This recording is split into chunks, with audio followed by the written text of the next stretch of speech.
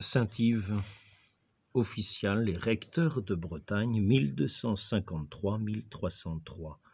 À Tréguier, au pays de Bretagne, Dame Mazou répétait à son petit Yves: « Mon fils, il vous faut vivre de manière à devenir un saint. » Et l'enfant tenait son âme si fort unie à celle de sa mère qu'à l'école même, conte la chronique, il entendait venir jusqu'à lui la voix maternelle. Cette pensée « je dois être un saint » ne le quittait pas.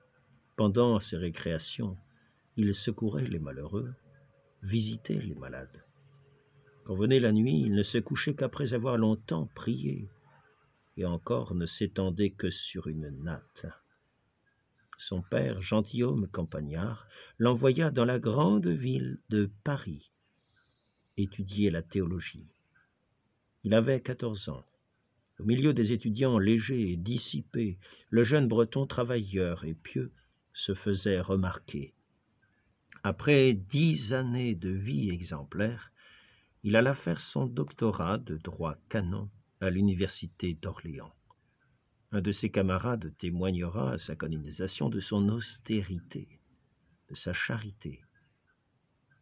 Les études juridiques le passionnaient au point qu'il n'en dormait pas. Plus tard, ses livres vénérables lui serviront d'oreiller. Yves a reçu la charge d'official à Rennes. Il va rendre justice. Avocat comme on n'en voit guère, il tiendra tête aux puissants, fournira de l'argent aux opprimés, il console les prisonniers, les arrête, les amène doucement à la repentance. S'il faut absolument condamner, il entre en profonde prière pour le coupable. Lorsqu'il prononce une sentence, les larmes lui montent aux yeux en pensant que lui, qui juge les autres, sera jugé à son tour. Pour accorder les plaideurs, il compte moins sur ses pauvres paroles que sur l'intensité de sa prière. En ce qui le regarde, on peut bien lui faire tous les torts. Il n'a jamais l'air de s'en apercevoir. Il sait qu'il ne peut y avoir de justice sans une immense charité. Sa charge écrasante ne suffit pas à occuper sa vie. Il a recueilli 2 orphelins et les entretient entièrement, leur a donné son lit d'apparat. Lui-même dort sur des copeaux recouverts de paille que cache une toile de chanvre. S'il y a un malade, un lépreux, que personne n'ose approcher, il ira le panser. L'évêque de Tréguier a voulu garder Yves en son pays natal. Il le nomme official de Tréguier, en même temps que recteur de Trédrez, petite paroisse de pêcheurs qu'il quittera pour la paroisse de Louannec, face aux 7 îles, où sa chasuble est conservée.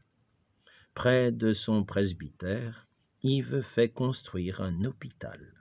Il sert les malades, se nourrit de ce qu'il laisse. Son vicaire se plaint de le voir donner à un pauvre l'unique pain restant. Alors Yves partage ce pain en 2, remet une moitié au vicaire, l'autre au malheureux, et assure que de lui la Providence saura s'occuper. Il recommande de ne jamais attendre pour apporter du soulagement à celui qui souffre. Il n'est pas de bon prétexte pour ne point donner.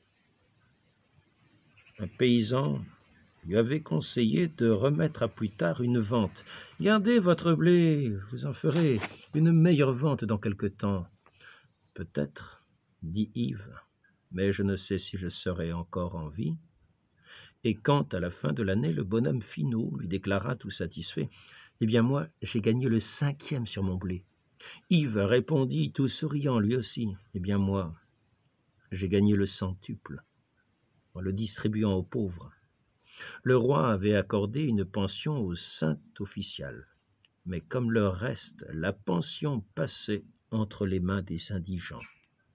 Un jour, on le vit sortir de l'Hôtel-Dieu à peine vêtu, pieds nus, se couvrant la tête d'un pan d'habit. Il avait donné, coup sur coup, à un malade son chaperon, à un autre son surcote, à un autre sa fourrure, à un quatrième ses bottines, après quoi il ne se vêtit plus que de bure par-dessus une grosse chemise d'étoupe. Car Martin, le manoir de ses aïeux, où le saint avait vécu son enfance, était devenu un hospice qui ne désemplissait pas. Un jongleur y reçut asile avec ses 4 enfants. Quand il eut trépassé, Yves prit soin de la veuve et des orphelins. Celui qui prenait un soin si attentif des corps s'inquiétait plus encore des âmes. Il prêchait inlassablement en breton, en latin, en français, en oubliait de boire et de manger, avait peine à se soutenir jusqu'au soir. Le peuple le suivait de paroisse en paroisse, des conversions se produisaient. Le modèle d'Yves, c'était Jésus crucifié. Un chrétien, disait-il, surtout un prêtre, doit être une image vivante du Christ. Questionné sur ce qu'il avait déterminé à cette vie exceptionnelle, il répondit que la lecture de la Bible lui avait fait mépriser le monde et désirer le ciel.